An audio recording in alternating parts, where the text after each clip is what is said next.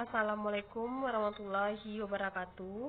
Perkenalkan, nama saya Moncika Sarli, NIM 19 12 11 631, kelas 2C S1 Keperawatan.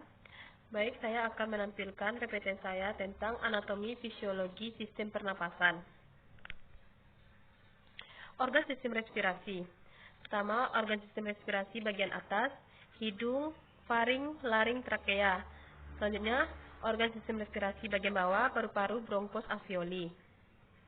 Seperti pada gambar organ sistem respirasi di bawah ini.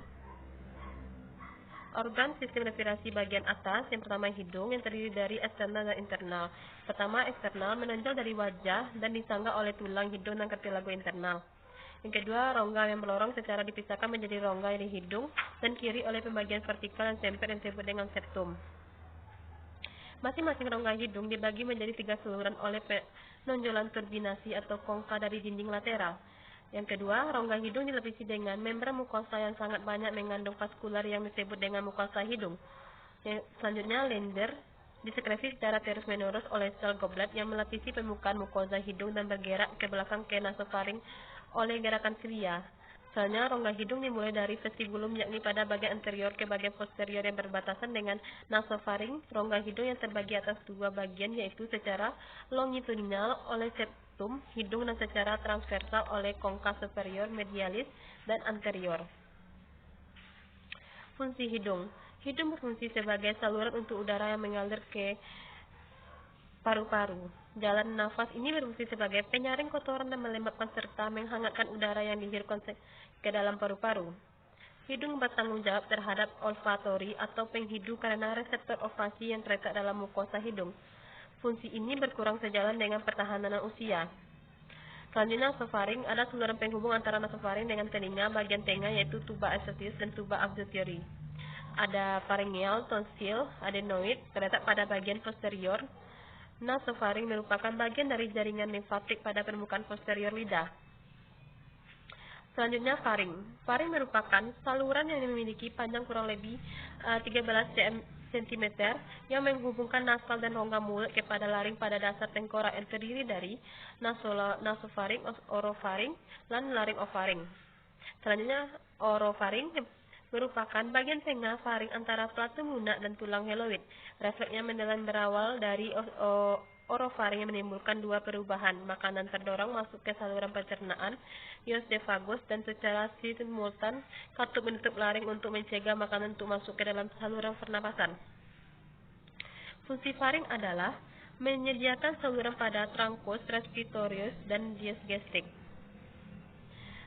Laringovarium merupakan posisi terendah dari laring pada bagian bawah sistem respirasi, menjadi terpisah dari sistem digestif. Makanan yang masuk ke bagian belakang esophagus dan udara yang masuk ke arah depan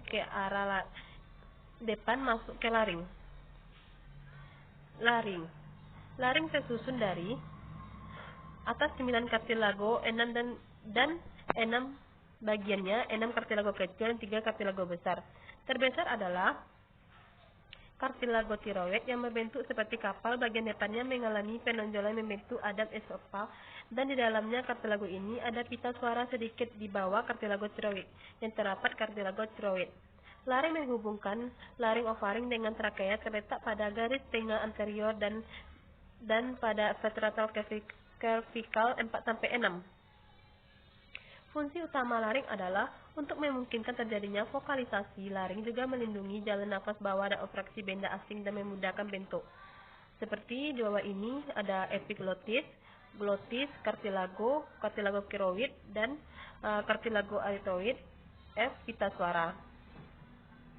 Selanjutnya ada 2 fungsi lebih penting selain sebagai produksi pita suara, yaitu laring sebagai katup menutup selama menelan untuk mencegah aspirasi cairan atau benda padat yang masuk ke dalam trakea bronkial. B. Laring sebagai katup selama batuk. Selanjutnya masuk ke trakea. Trakea merupakan suatu saluran rigid yang memiliki panjang 11-12 cm dengan diameter sekitar 2,5 cm. Terdapat pada bagian esophagus yang terentang mulai dari kartilago tiroid masuk ke dalam rongga torak.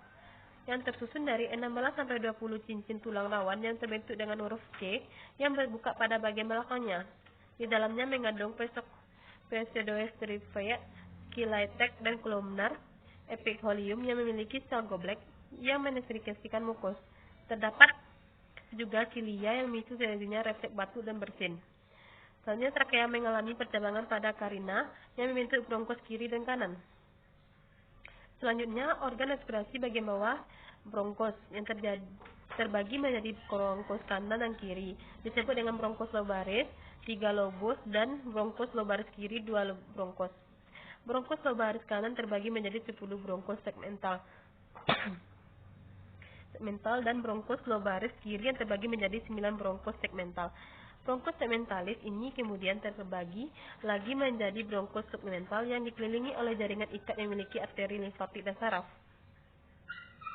Bronkos primer utama kanan yang berukuran lebih pendek, lebih tebal, dan lebih lurus dibandingkan bronkos primer kiri karena arkus aorta yang membelokkan trakea bawah ke kanan. Setiap bronkos primer bercabang 9-12 kali untuk membentuk bronkular dan terier dengan diameter yang semakin kecil. Ketiga, struktur berdasarkan daring kedua paru-paru adalah percabangan bronkial yang selanjutnya bronchiolus yang terminal, respiratorik, bentuk alveolar, dan alveoli yang tidak ada cartilago dalam bronchiolus ciliat tetap ada sampai bronchiolus respiratorik terkecil.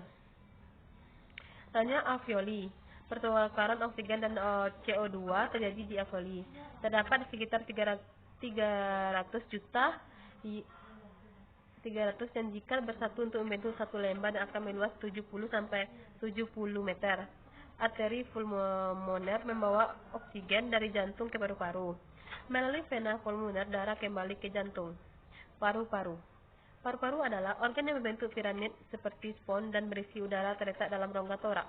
Paru-paru kanan memiliki 3 lobus. Paru-paru kiri memiliki 2 lobus. Setiap paru memiliki sebuah apeks yang menjadi bagian atasnya iga pertama, sebuah permukaan diafragmatik yang terletak di atas diafragma, sebuah permukaan yang mediastinal yang terpisah dari paru-paru oleh mediastinum, dan permukaan kostal yang terletak di atas kerangka iga. Permukaan mediastinal memiliki hilus akar yang tepat masuk dan keluarnya pembuluh darah bronki, pulmonari, dan bronki dari paru-paru. Setiap paru-paru dikelilingi oleh selaput membran yang disebut dengan flora visceral dan parietal. Selanjutnya, fisiologi sistem pernafasan. Fungsi utama sistem respirasi adalah memenuhi kebutuhan oksigen jaringan tubuh dan membuang karbondioksida sebagai sisa metabolisme serta berperan dalam menjaga keseimbangan asam dan basa. Sistem respirasi bekerja melalui 3 tahap. Yang pertama yaitu ventilasi, merupakan proses pertukaran udara antara atmosfer dengan alveoli. Proses ini terjadi dari inspirasi masuknya udara ke paru-paru. Yang kedua, ventilasi dipengaruhi oleh kadar oksigen pada atmosfer, kebersihan jalan nafas, daya rekoil dan kompleks kembang kempes dari paru-paru dan pusat pernapasan. Difusi dalam respirasi merupakan proses pertukaran gas antara alveoli dengan darah pada kapiler paru. Proses difusi terjadi karena perbedaan tekanan. Gas yang berdifusi dari tekanan tinggi ke tekanan rendah. Transportasi.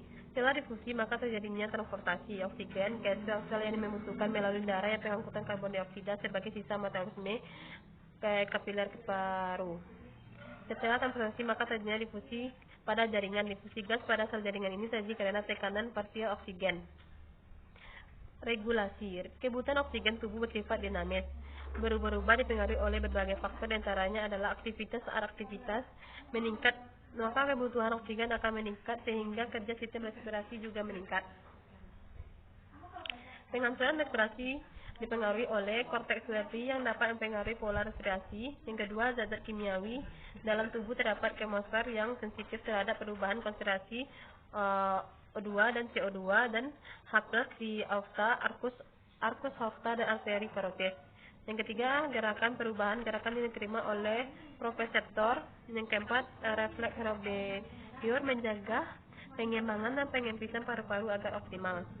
5. Faktor lain tekanan darah, emosi, suhu, nyeri, aktivitas, pintar, ani, dan iritasi saluran nafas.